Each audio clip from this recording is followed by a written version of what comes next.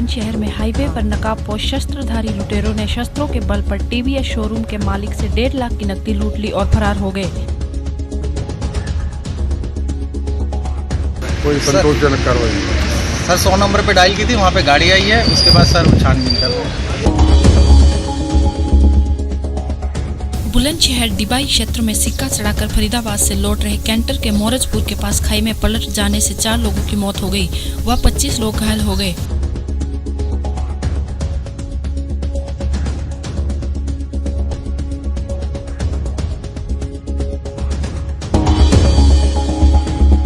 उत्तराखंड की राजनीति में उठक बैठक का दौर जारी है। 9 कांग्रेसी बागी विधायकों के बाद अब हरीश रावत के करीबी रहे पूर्व कैबिनेट दिवंगत मंत्री सुरेंद्र राकेश के भाई सुबोध राकेश ने भी हरीश रावत के खिलाफ मोर्चा खोल दिया है।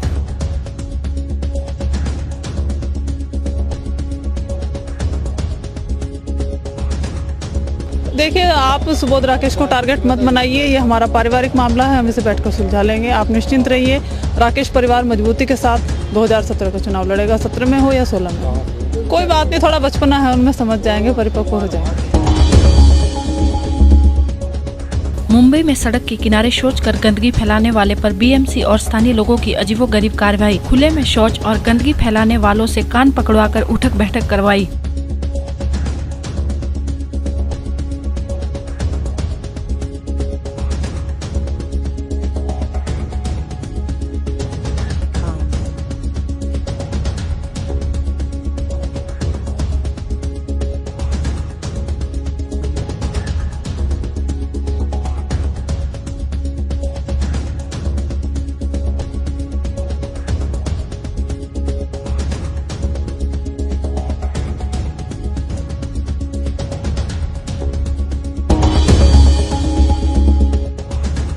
जनपद बागपत के थाना सिंघावली अहीर के खिदोड़ा गांव में उस समय सनसनी फैल गई जब बाइक सवार 3 बदमाशों ने गांव के प्राइमरी स्कूल में घुसकर एक शिक्षक की गोलियों से भूनकर हत्या कर दी।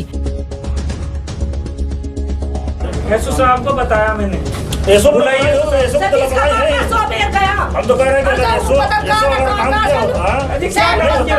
4 दिन बाद मेरा मर्डर हो जाएगा, क्या करेंगे आप? क्या आश्वासन देंगे? सब मैं आपसे पूछता हूँ, क्या आश्वासन देंगे? ये लोग कहेंगे ना कार्रवाई हो रही है, आदमी मर रहे हैं, आपका एक है। सर मैं भी पढ़ा लिखा हूँ, आप भी, आपका स्टेटमेंट ये होता है कि सीधे सीधे कार्रवाई हो रही है, यही है ना? इसके ऊपर आप कुछ नहीं कर सकते ना, और भी दबाव होते हैं बहुत सारे। किसका सहारा? क्या करना भाई? बहुत सारे दबाव होते हैं। ये खिंदौड़ा ग्राम है, थाना सिंघावली अहीर के अंतर्गत। ये सुबह 10 बजे की घटना बता रहे हैं। 3 बदमाश आए थे, उन लोगों ने मास्टर साहब से पहले बातचीत करना शुरू किया। उसमें से एक बदमाश ने उनको गोली मार दी और उसके बाद जो है दो बदमाश एक दिशा में और एक बदमाश एक दिशा में भागा, जिसमें एक बदमाश को गांव वालों ने पकड़ करके मार दिया है। अभी मुकदमा कायम कराया जा रहा है और विवेचना की जाएगी। मास्टर जी बदमाश बताए जा रहे हैं, ये निर्पुड़ा के बदमाश बताए जा रहे हैं। यूपी के मुख्यमंत्री अखिलेश यादव ने इलाहाबाद के चाका ब्लॉक के दादपुर गांव में बने समाजवादी अभिनव विद्यालय का उद्घाटन किया, साथ ही कई परियोजनाओं का शिलान्यास किया।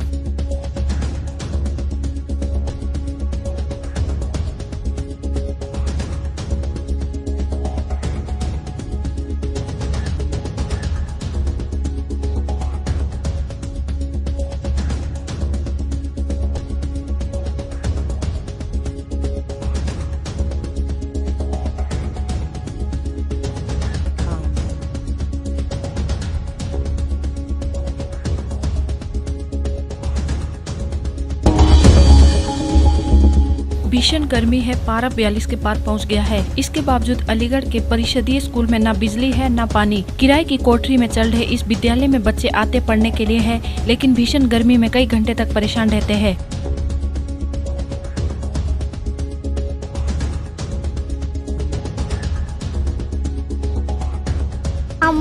हमारे स्कूल में बहुत गर्मी लगती है और हमें पानी पीने के लिए बाहर जाना पड़ता है। हमें टॉयलेट करने अपने घर पे जाना पड़ता है। इस वजह से हमें बहुत परेशानी होती है और गर्मी में बहुत गर्मी लगती है, इस वजह से हम पढ़ भी नहीं पाते।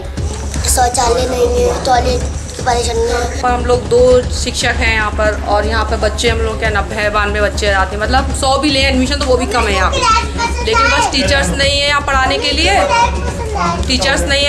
लिए, तो बच्चों को थोड़ा सा कॉपी वॉपी नहीं मतलब हो पाती। घर से फिर शिकायत आती है, मैडम कॉपी इनको काम नहीं मिला, ये नहीं मिला, मैम रोज़ नहीं हो पाता।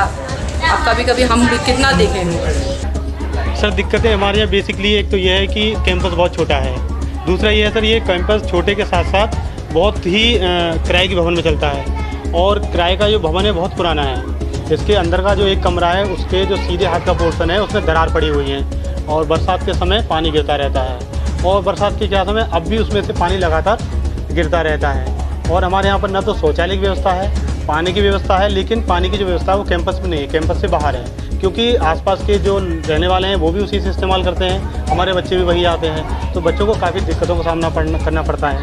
दूसरा ये है कि जो बच्चे हमारे अंदर गर्मी के मौसम में बैठते हैं तो पसीना आना, उनका पढ़ाई पे कम, हवा पे ज़्यादा ध्यान रहता है, और बहुत ज़्यादा परेशान होते हैं। कभी कभी तो जैसे जी मतलाना या चक्कर आने की नौबत आ जाती है, तो हम उन बच्चों को घर भेज देते हैं ताकि कोई ज़्यादा दिक्कत न हो। ये है दिल्ली विश्वविद्यालय मेट्रो स्टेशन के पास का इलाका, और यहाँ सैकड़ों की तादाद में सड़कों पर हंगामा करती है छात्राएं अपने हॉस्टल में लगभग 2 महीने से पानी न होने की वजह से परेशान है, और कई बार शिकायत करने पर भी इनकी समस्या का कोई हल नहीं निकला तो इनको सड़कों पर उतरना पड़ा।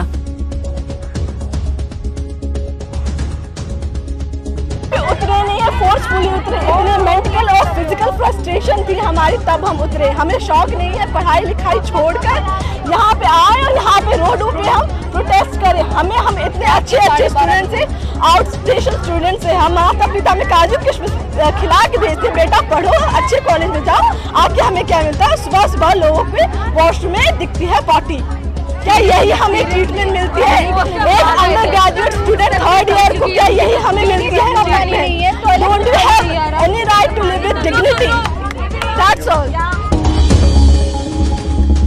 दिल्ली के भारत नगर इलाके में शंकर नाम के इस 21 साल के युवक ने माता के सामने अपनी ही गर्दन पर तेज धार के नारियल छीलने वाले चाकू से वार कर लिया। घटना सुबह 10 बजे की है। शंकर काली माता का परम भक्त था।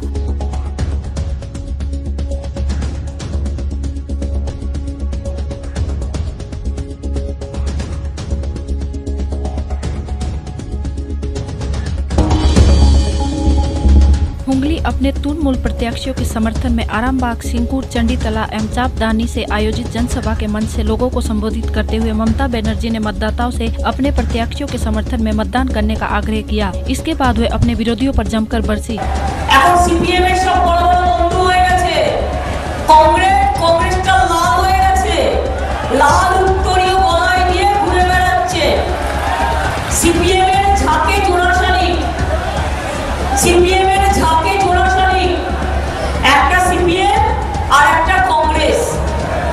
বাবুদের কত বড় বড় কথা, পাড়ার লোকেরা চেনে না, পাড়ায় 5টা লোকের ভোট পাবে না, রোজ দিল্লি ঘুরে বেড়ায়, বরং রোজ যে এত দিল্লি যায় মাসে 10 বার টাকা দেয় কে?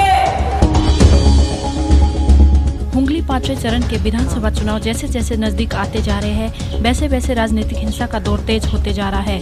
ताजा मामला प्रकाश में आया है कोनगर के मास्टरपाड़ा इलाके का, जहां समाज विरोधियों के दल ने बीती रात सीपीएम समर्थक सुजय कुमार दास के घर में घुसकर उनके घर में जमकर तोड़फोड़ की। আমরা এখানে 50,000-এর উপর ভোটে জিতবো, সাধারণ মানুষের সাথে 24 ঘন্টা আমরা থাকি, আমরা কেন এইসব জিনিস করতে হবে? এই কালচারটা সিপিএমের আছে, তৃণমূলের এই কালচারটা নয়। তো সিপিএম যেটা করছে হারবে জেনে ওদের নিজস্ব গোষ্ঠী দ্বন্দ্বটা ওটা আমাদের উপর দিয়ে চালাবার চেষ্টা করছে।